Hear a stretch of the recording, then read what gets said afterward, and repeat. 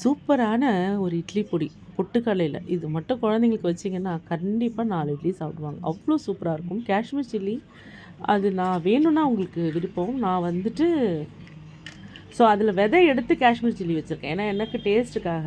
இது வயிறு சரியில்லாதவங்க, உடம்பு சரியில்லாதவங்களுக்குலாம் குடுக்குற ஒரு பொடி. எங்க அம்மா பண்ணுவாங்க. ரொம்ப சூப்பரா இருக்கும். நான் கொஞ்சம் எண்ணெய் விட்டுருக்கேன். அதில கட்டி பெருங்காயம் போடுங்க. அதுதான் இன்னும் நல்லாயிருக்கும். அது பொரிஞ்சதுக்கு அப்புறமா நம்ம வந்து பொட்டுக்கல்லைய நான் ஆல்ரெடி வறுத்து வச்சுருக்கேன். வெறுமனயா ஆயில் போடாம. இது பெருங்காயத்துக்காக நான் எண்ணெய் போட்டிருக்கேன். அதில வந்து இப்போ நீங்க ஒரு 1 கப்பு 100 கிராம் பொட்டுக்கடலை எடுக்குறீங்கன்னா, ஒரு 2 ஸ்பூனு உளுத்தம் பருப்பு, வெள்ளை உளுத்தம் பருப்பு எடுத்துக்கோங்க. அதுதான் இப்போ நம்ம வறுக்கிறோம். நான் அது வறுக்கிறபோது வீடியோ ஆன் ஆகல.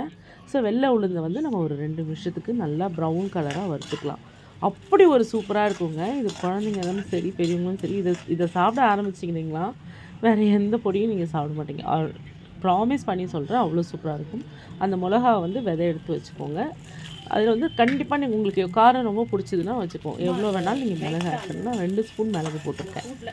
வயிறு ப்ராப்ளம் இருக்கவங்களுக்கு நீங்க சட்டுன்னு நீங்க ஒரு 2 ஸ்பூன் பொட்டுக்கல்ல, 1 ஸ்பூனு ஒரு 1/4 ஸ்பூனு இத வச்சு ஃப்ரெஷ்ஷா நுணுக்கி கூட சாப்பிட்டு பாருங்களேன். சூப்பரா இருக்கும். இது நான் கொஞ்ச நாளுக்கு வச்சுக்கலான்னு நான் கொஞ்சம் நெறைய பண்ணியிருக்கேன். வயிறு சரியில்லாதவங்க மொளகாவ அவாய்ட் பண்ணிடுங்க. மிளகு மட்டும் வச்சா போதும்.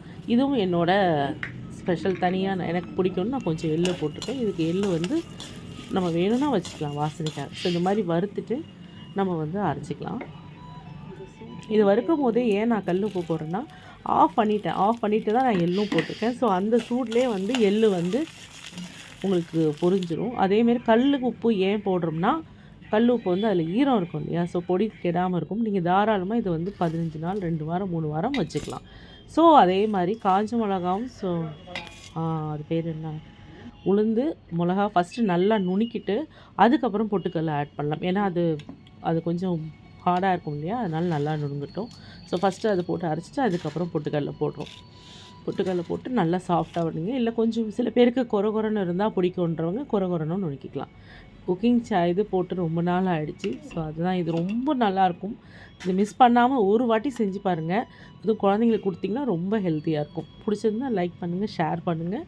என் சேனலை சப்ஸ்கிரைப் பண்ணுங்கள். இது வரைக்கும் நான் சப்ஸ்கிரைப் பண்ணுங்கன்னு சொல்லல. ட்ரை பண்ணிட்டு என்னோடய ஃப்ரெண்ட்ஸ் கமெண்ட் பண்ணுங்கள். ரியல்லி செம்மையாக இருக்கும். ட்ரை பண்ணுங்கள். பாய், டேக் கேர்.